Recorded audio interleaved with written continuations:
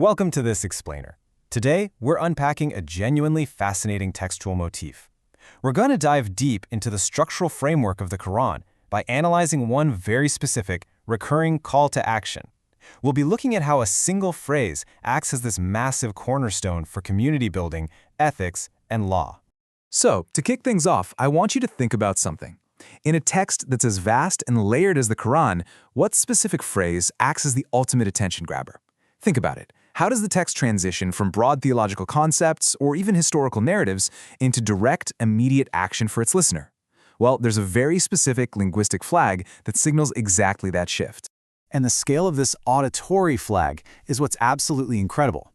It pops up exactly 89 times in the text. That's 89 distinct moments where the narrative actually pauses its general flow to issue a direct, undeniable command or a guideline to a very specific group of people. All right, let's really dive into this. The phrase we're looking at is Ya ayyuha alladhina amanu, which translates directly to O you who believe. Recognizing this phrase is an absolute must for any serious textual analysis of the Quran. It acts like a siren. When this phrase drops, the text is essentially saying, listen up. This isn't just theory anymore. These are the actual instructions meant specifically for the practicing community. So, here's our roadmap for this explainer. We're going to sort these 89 verses into three main buckets. 1, justice and ethics. 2, guidelines for the community. And 3, sincerity and spiritual devotion. Let's jump right into part 1, justice and ethics, and how this builds a fair society. Take a look at this excerpt from Surah Al-Ma'idah, verse 8. O you who believe, stand out firmly for Allah as witnesses to fair dealing, and let not the hatred of others to you make you swerve to wrong and depart from justice. Notice how that O you who believe trigger immediately sets a seriously high bar for societal justice? It demands absolute fairness, explicitly telling the listener they have to maintain justice even when they're dealing with people they literally despise. So the real takeaway here is how this big, overarching philosophy gets broken down into everyday actions. The verse isn't just nice poetry, it's a practical, ethical framework. It demands believers act as active witnesses to fair dealing. It acknowledges that human beings feel hatred. That's just a reality, but it absolutely forbids letting that emotion dictate legal or social justice. Now, shifting gears within the same bucket, we move from strict legal justice to interpersonal respect. Over in Surah Al-Hujurat, verse 11, the O you who believe motif brings in a mandate for social harmony. It says, let not some men among you laugh at others, nor let some women laugh at others, nor defame nor be sarcastic to each other. What follows right after that is basically a step-by-step, everyday code of conduct for believers. It systematically outlaws mocking, throwing around offensive nicknames, baseless suspicion, spying, and talking behind people's backs. By packing these behaviors under that specific O you who believe address, the text elevates basic human decency to the level of a divine mandate. It makes interpersonal harmony a strict prerequisite of being in the faith community. Okay, moving on to part 2, guidelines for the community, specifically focusing on rules and relations. This next one is a genuinely fascinating use of the motif. This quote is from Surah Al-Baqarah, verse 282, which actually holds the title of the longest single verse in the entire Quran. And what is this massive epic verse about? It's not about the cosmos, it's not about the afterlife, it's surprisingly about commercial law.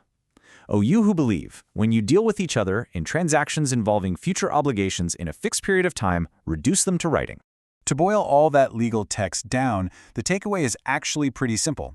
It establishes rigorous community guidelines by making it mandatory that debts and contracts are meticulously documented.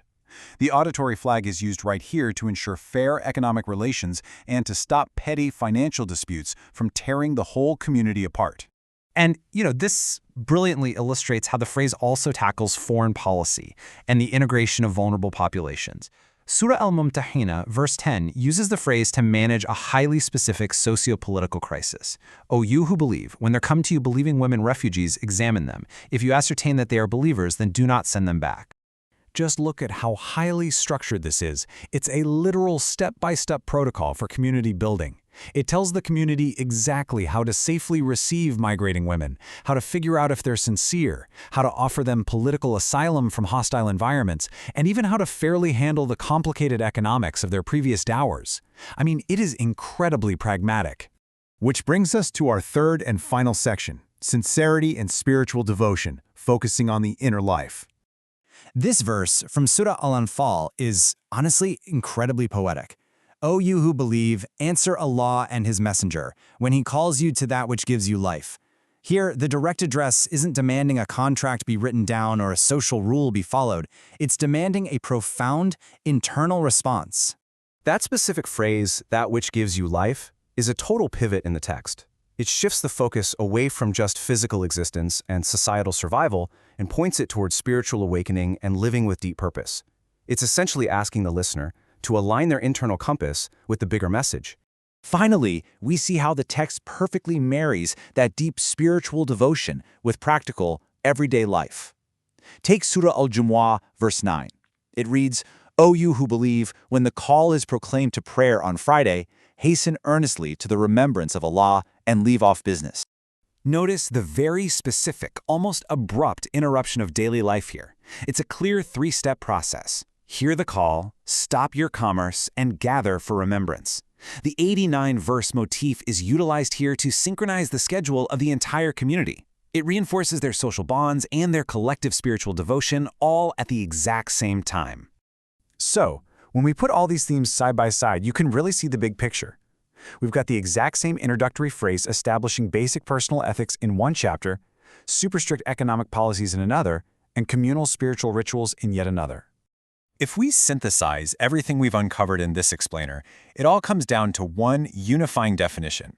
These 89 verses that start with O you who believe are absolutely not random. They act as a recurring textual motif that serves as a massive blueprint for building a society from the ground up, seamlessly weaving together ethics, law, and spirituality. But what's really fascinating here is the psychology behind that number. Why 89 times? Well, it's the sheer power of repetition. Using O you who believe acts as an anchor. Every single time the listener hears it, they are snapped to attention, they're reminded of their specific group identity, and they are primed to receive a foundational value. It shapes an entire collective mindset through sheer, consistent repetition. Which leaves us with one final, pretty profound question to chew on. When a text uses a direct, deeply personal address 89 times to mandate everything from how to treat refugees, to how to write a contract, to how to speak to your neighbor, how does that repetition ultimately shape the identity and the actions of a community across generations? It is an incredibly powerful piece of structural text to study. Thank you so much for joining me for this explainer. I hope it gave you a fresh perspective to think about.